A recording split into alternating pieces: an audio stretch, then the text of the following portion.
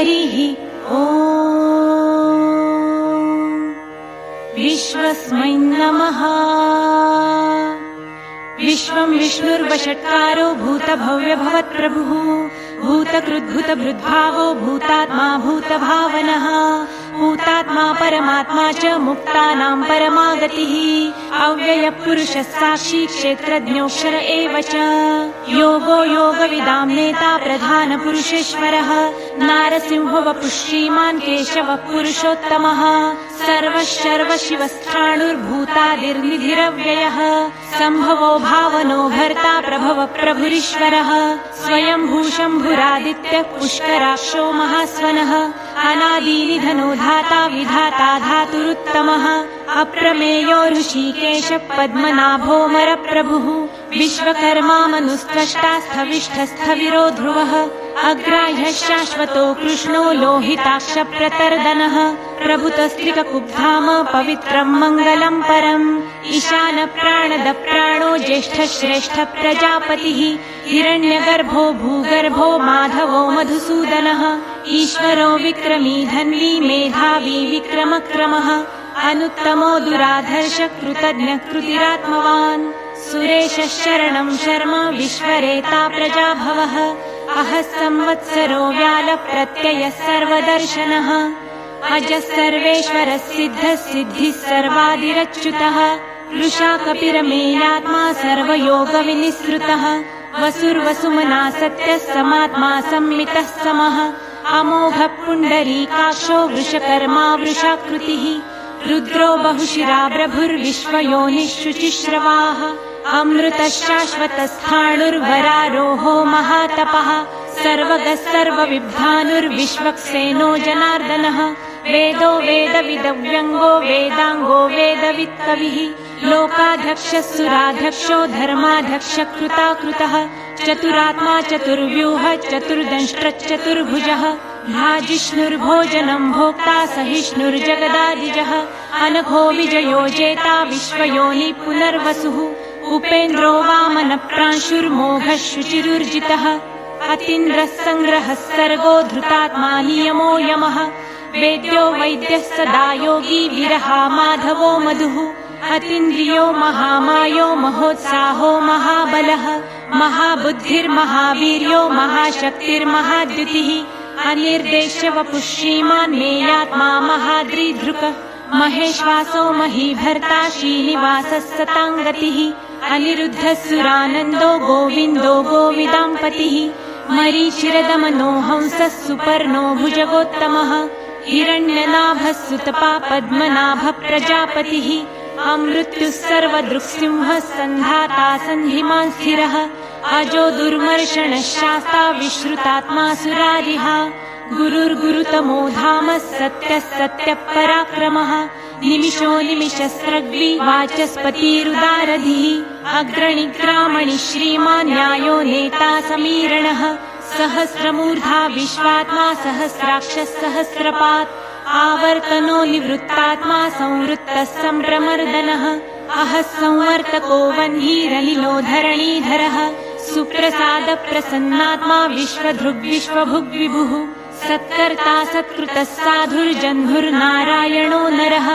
असङ्ख्येयो प्रमेयात्मा विशिष्टः शिष्टकृच्छुचिः सिद्धार्थः सिद्धसङ्कल्पः सिद्धिदः सिद्धिसाधनः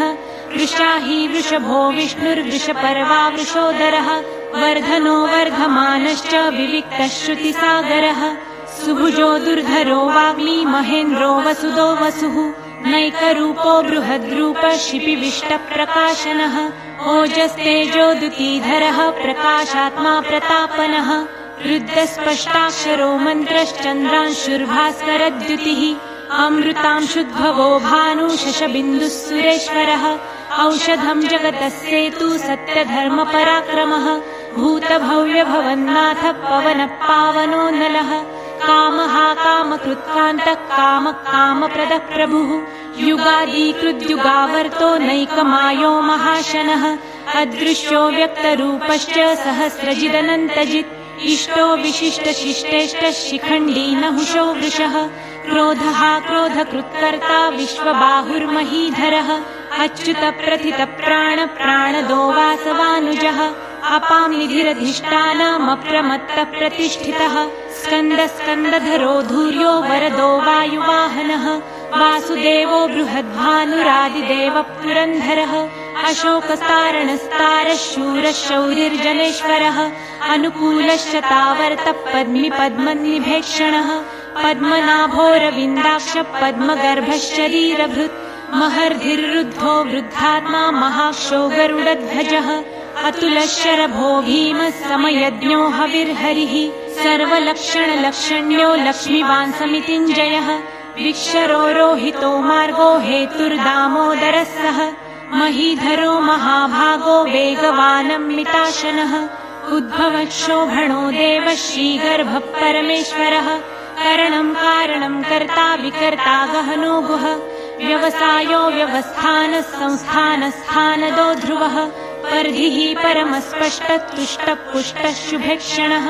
रामो विरामो विरजो मार्गो नेयो नयो नयः वीरशक्तिमतां श्रेष्ठो धर्मो धर्मविदुत्तमः वैकुण्ठः पुरुष प्राण प्राणद प्रणवः पृथुः हिरण्यगर्भः शत्रुघ्नो व्याप्तो वायुरधोक्षजः ऋतुः सुदर्शनः कालः परमेष्ठी परिग्रह उग्रः संवत्सरो दक्षो विश्रामो विश्वदक्षिणः विस्तारस्थावरस्थाणु प्रमाणं बीजमव्ययम् अर्थो महाकोशो महाभोगो महाधनः अनिर्विण्णस्थविष्टो भूर्धर्मयूपो महामखः नक्षत्रनेमिर्नक्षत्री क्षमक्षामः समीहनः यज्ञ ईजो महेजश्च क्रतुस्सत्रं सताङ्गतिः सर्वदर्शी विमुक्तात्मा सर्वज्ञो ज्ञानमुत्तमम् सुहृतः सुमुखः सूक्ष्मः सुघोषः सुखदः सुहृत् मनोहरो जितक्रोधो वीरबाहुर्विदारणः स्वापनस्ववशो व्यापी नैकात्मा नैककर्मकृत् वत्सरो वत्सलो वत्सी रत्नगर्भो धनेश्वरः धर्मगुब्धर्मकृद्धर्मी सत्सत्क्षरमक्षरम् अविज्ञाता सहस्रांशुर्विधाता कृतलक्षणः गभस्तिनेमि सत्त्वस्थः सिंहो भूतमहेश्वरः आदिदेवो महादेवो देवेशो देवभृद्गुरुः उत्तरो गोपतिर्गोप्ता ज्ञानगम्य पुरातनः शरीरभूतभृद्भोक्ता कपीन्द्रो भूरि दक्षिणः सोमपोमृतपः सोमः पुरुजित्पुरुसत्तमः विनयोजय सत्यसन्धो दाशार्हः सात्वतां पतिः जीवो विनयिता साक्षी मुकुन्दोमितविक्रमः अम्भोनिधिरनन्तात्मा महोदधीशयोऽन्तकः अजो महार्ह स्वाभाव्यो जितामित्रप्रमोदनः आनन्दो नन्दनो नन्दः सत्यधर्मा त्रिविक्रमः महर्षि कपिलाचार्य कृतज्ञो मेदिनीपतिः त्रिपदस्त्रिदशाध्यक्षो महाशृङ्गः कृतान्तकृत् महावराहो गोविन्दः सुषेण कनकाङ्गदी गुह्यो गभीरो गहनो गुप्तश्चक्रगदाधरः वेधास्वाङ्गोजितकृष्णो दृढः सङ्कर्षणोच्युतः वरुणो वारुणो वृक्षपुष्कराक्षो महामनः भगवान् भगहानन्दी वनमाली हलायुधः आदित्यो ज्योतिरादित्यः सहिष्णुर्गतिसत्तमः सुधन्वाखण्डपरशुर्दारुणो द्रविणप्रदः दिवस्पृक् सर्वदृग्वासो वाचस्पतिरयो निजः त्रिसामासामगस्साम निर्वाणं भेषजम्भिषक् सन्न्यासकृच्छमशान्तो निष्ठा शान्तिपरायणम् शुभाङ्गशान्तिदस्रष्टा कुमुदकुवलेशयः गोहितो गोपतिर्गोप्ता वृषभाक्षो वृषप्रियः अनिवर्ती निवृत्तात्मा संक्षेप्ताक्षेमकृच्छिवः श्रीवत्सवक्षा श्रीवास श्रीपति श्रीमताम्बरः श्रीद श्रीश श्रीनिवास श्रीनिधि श्रीविभावनः श्रीधर श्रीकर श्रेय श्रीमान् लोकत्रयाश्रयः स्वक्षस्वङ्गशतानन्दो नन्दिर्ज्योतिर्गणेश्वरः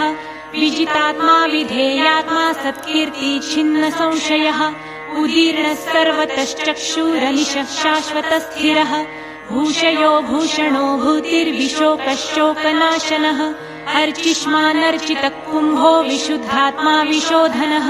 अनिरुद्धो प्रतिरथः प्रद्युम्नोमितविक्रमः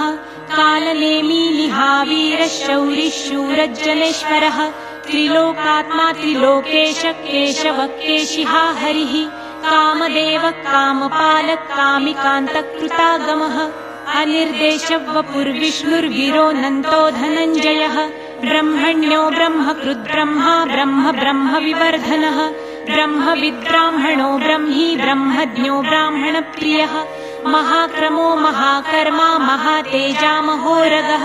महाक्रतुर्महायज्वा महायज्ञो महाहविः स्तव्यस्तव प्रियस्तोत्रम् स्तुतिस्तोतारणप्रियः पूर्णपूरयिता पुण्यः पुण्यकीर्तिरनामयः मनोजवस्तीर्थकरो वसुरेता वसुप्रदः वसुप्रदो वासुदेवो वसुर्वसुमनाहविः सद्गतिः सत्कृतिः सत्ता सद्भुतिः सत्परायणः शूरसेनो यदुश्रेष्ठः सन्निवासः सुयामुनः भूतावासो वासुदेवः सर्वासु लीलयो नलः दर्पः दर्पदो दृप्तो दुर्धरोऽथा पराजितः विश्वमूर्तिर्महामूर्तिर्दीप्तमूर्तिर्मूर्तिमान् अनेकमूर्तिरव्यक्तः शतमूर्तिश्शताननः एकोनैकः स वक्क किं यत्तत्पदमनुत्तमम् लोकबन्धुर्लोकनाथो माधवो भक्तवत्सलः सुवर्णवर्णो हेमाङ्गो वराङ्गश्चन्दनाङ्गदी वीरः विषमशून्यो घृताशीरचलश्चलः अमालीमानदो मान्यो लोकस्वामीति लोकधृत् सुमेधा मेधजो धन्यः सत्यमेधाधराधरः तेजो वृषो द्युतिधरः सर्वशस्त्रभृताम्बरः प्रग्रहो निग्रहो व्यग्रो नैकशृङ्गो गदाग्रजः चतुर्मूर्तिश्चतुर्बाहुश्चतुर्व्यूहश्चतुर्गतिः चतुरात्मा चतुर्भावश्चतुर्वेदविदेकपात् समावर्तो निवृत्तात्मा दुर्जयो दुरतिक्रमः दुर्लभो दुर्गमो दुर्गो दुरावासो दुरारिहा शुभाङ्गो लोकसारङ्गः सुतन्तु तन्तुवर्धनः इन्द्रकर्मा महाकर्मा कृतकर्मा कृतागमः उद्भवः सुन्दरः सुन्दो रत्ननाभः सुलोचनः अर्को वाजसनः शृङ्गी जयन्तः सर्वविजयी सुवर्णबिन्दुरक्षोभ्यः सर्ववागीश्वरेश्वरः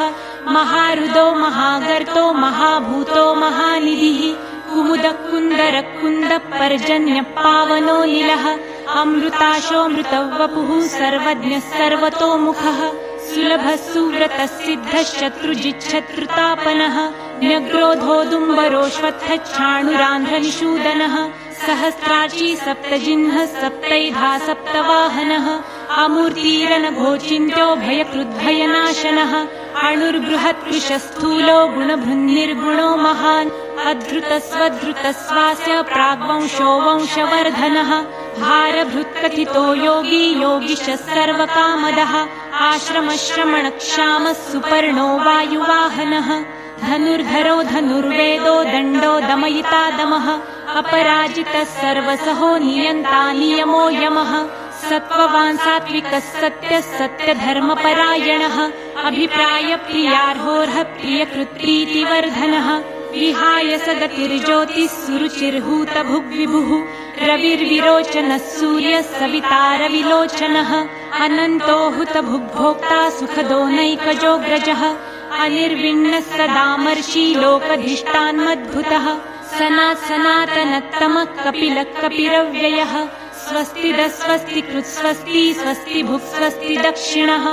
उत्तारणो दुष्कृतिः पुण्यो दुःस्वप्ननाशनः विरहारक्षणः सन्तो जीवनपर्यवस्थितः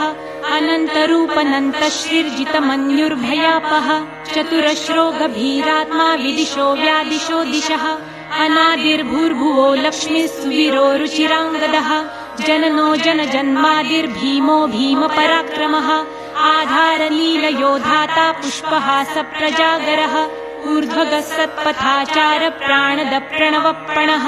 प्रमाणम् प्राणनीलय प्राणभृत्प्राणजीवनः तत्त्वम् तत्त्वविदेकात्मा जन्म मृत्युजरातिगः भूर्भुवः स्वस्तरुस्तारः सविता प्रपितामह यज्ञो यज्ञप्रतिर्यज्वा यज्ञाङ्गो यज्ञवाहनः यज्ञभृत्यज्ञकृत्यज्ञी यज्ञभुक्यज्ञसाधनः यज्ञान्तकृत्यज्ञगुह्य मन्नमन्नाद एव च आत्मयोनि स्वयं जातो वैखानः सामगायनः देवकीनन्दनः स्रष्टा क्षितिशः पापनाशनः शङ्खभृन्नन्दकी चक्री शाङ्गधन्वा गदाधरः रथाङ्गपाणिरक्षोभ्यः सर्वप्रहरणायुधः सर्वप्रहरणायुधः ॐ नम इति। वनमाली गदीशाङ्गी शङ्खी चक्री च नन्दकी श्रीमान्नारायणो विष्णुर्वासुदेवोऽभिरक्षतु। वनमाली गदीशाङ्गी शङ्खी चक्री च नन्दकी श्रीमान्नारायणो विष्णुर्वासुदेवोऽभिरक्षतु। वनमाली गदीशाङ्गी शङ्खी चक्री च नन्दकी श्रीमान्नारायणो विष्णुर्वासुदेवोऽभिरक्षतु। वासुदेवोऽभिरक्षतु ॐ नम इति।